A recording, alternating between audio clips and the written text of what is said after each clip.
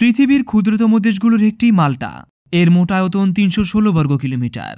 ইতালির সিসিলি দ্বীপ থেকে প্রায় ১০০ কিলোমিটার দক্ষিণে এবং জিব্রাল্টার প্রণালী থেকে ১৮২৬ কিলোমিটার পূর্বে রিপাবলিক অফ মাল্টার অবস্থান।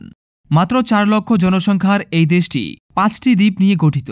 ৫টি দ্বীপের মধ্যে মূলত ৩টি বড় দ্বীপ মাল্টা, গোজো ও কমিনোতেই জনবসতি আছে। ভূমধ্যসাগর সাগরে এর অবস্থানের কারণে ঐতিহাসিকভাবে দেশটির রাজনৈতিক গুরুত্বপূর্ণ অপরিসীম। দেশটির অতীতে অনেক রক্তক্ষয়ী যুদ্ধের সাক্ষ্য বহন করে চলেছে।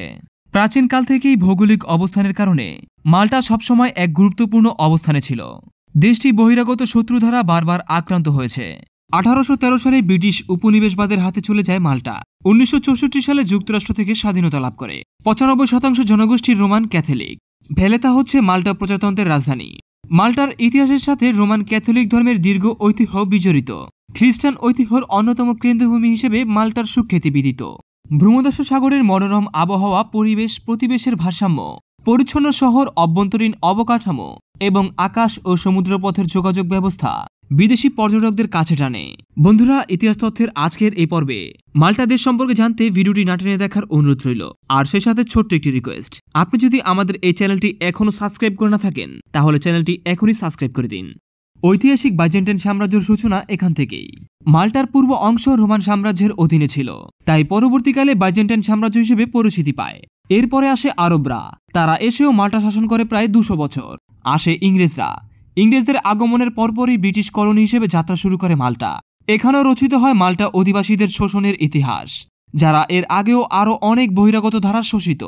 এসব কারণে মাল্টা দেশটি ক্ষুদ্র হলেও এর রাজনৈতিক গুরুত্ব ইতিহাসে অপরিসীম। বর্তমানে মাল্টার সরকারি ভাষা ইংরেজি, তবে এদেশের প্রায় সকলেই মাল্টীয় ভাষাতে কথা বলতে পারেন। এছাড়াও ৮০% লোক ইংরেজিতে, ৬৬% লোক ইতালি ভাষাতে এবং ১৭% লোক ফরাসি ভাষাতে কথা বলতে জানেন। তবে এসব ছাড়াও মাল্টার স্কুল কলেজে এখন জার্মান, রুশ এবং স্প্যানিশ ভাষা শিক্ষা দেওয়া হয়। মাল্টার অর্থনীতির মূলে তাকালে এর অতীতের ইতিহাস অনেকটা আঁচ করা যায়। অতীতকালে ভৌগোলিক অবস্থানের কারণে বহির্বিশ্বে যেমন গুরুত্বপূর্ণ ছিল মাল্টা, ঠিক এখনও তেমনই আছে। মাল্টার অর্থনীতির মূলে রয়েছে বৈদেশিক বাণিজ্য। দেশটি পৃথিবীর অন্যান্য দেশের নৌবাণিজ্যের শিপমেন্ট পয়েন্ট হিসেবে কাজ করে। এছাড়াও বৈদ্যুতিক সরঞ্জাম ও টেক্সটাইল শিল্প এবং পর্যটন শিল্প এর অর্থনীতিতে গুরুত্বপূর্ণ ভূমিকা পালন করে। পর্যটন শিল্পের জন্য মাল্টায় রয়েছে ঐতিহাসিক অনেক স্থাপনা, নান্দনিক স্থাপত্য শিল্প, বিনোদনের নানা সুযোগ সুবিধা থাকায় দেশটি পর্যটকদের কাছে অত্যন্ত আকর্ষণীয়। মাল্টার রাজধানী ভালেট্টা। এই শহরে রয়েছে এক অভূতপূর্ব ইতিহাস ঘাটলে জানা যায় এই নগরীর গোড়াপত্তন ঘটে আজ থেকে প্রায় ৪৫০ বছর আগে। এই শহরের নামের পেছনে লুকিয়ে আছে গ্র্যান্ড মাস্টার জে পেরিজো দে লা ভালেট্রা। মূলত তার নাম অনুসারেই এই শহরের নাম রাখা হয় ভালেট্টা। ভালেট্টার প্রধান আকর্ষণ দ্য গ্র্যান্ড মাস্টার প্যালেস, নগরীর সবচেয়ে পুরনো ও সুন্দর প্রাসাদগুলোর মধ্যে একটি।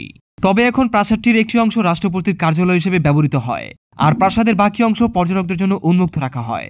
দ্য গ্র্যান্ড মাস্টার প্যালেসের নিকটেই রয়েছে রিপাবলিক স্কয়ার। কিছু সময়ের জন্য ঘুরে বেড়াতে, ক্যাফে আর রেস্তোরাঁর সুস্বাদু খাবারের স্বাদ নিতে পর্যটকরা এখানে ভিড় করেন।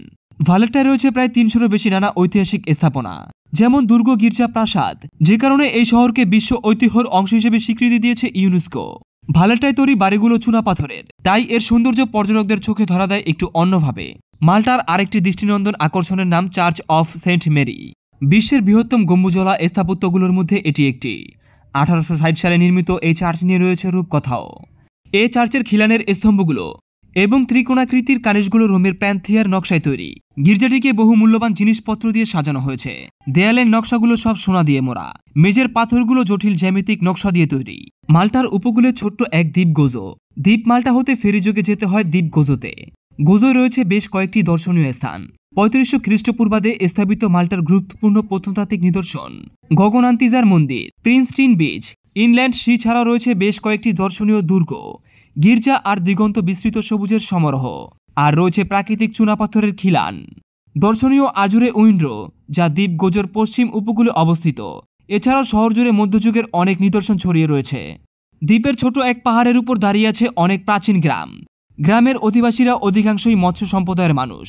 মূলত সমুদ্র থেকে মাছ আহরণ করে তারা জীবিকা নির্বাহ করেন। দ্বীপটিতে তেমন বিকাশ না ঘটলেও প্রাচীন তত্ত্ব এবং ঐতিহ্যের চমৎকার সব নিদর্শন পর্যটকরা উপভোগ করেন। এখানকার রামলা সমুদ্রের সাঁতার কাটা, সার্ফিং করা অনেকেই পছন্দ করেন।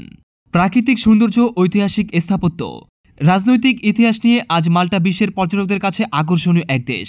তাই প্রতি বছর দেশটিতে লাখ লাখ মানুষ ঘুরতে আসেন। যারা ঘুরে বেড়ান এই দেশের আনাচে কানাচে, মাল্টার নীল জলের বুক ছুঁয়ে ধেয়ে আসা বাতাস তাদেরকে হয়তো মাল্টার অতীতের ইতিহাস গুনগুন করে জানিয়ে দেয়। বন্ধুরা, ইতিহাস তথ্যের আজকের এই পর্বে ভিডিওটি এই পর্যন্তই। যদি ভিডিওটি ভালো লেগে থাকে তাহলে অবশ্যই চ্যানেলটি সাবস্ক্রাইব করে পাশে থাকা বেল আইকনটি বাজিয়ে দিন এবং আপনার বিস্তারিত মতামত আমাদের কমেন্ট বক্সে এসে জানিয়ে দিন। ধন্যবাদ। দেখা হবে অন্য কোনো নতুন ভিডিওতে।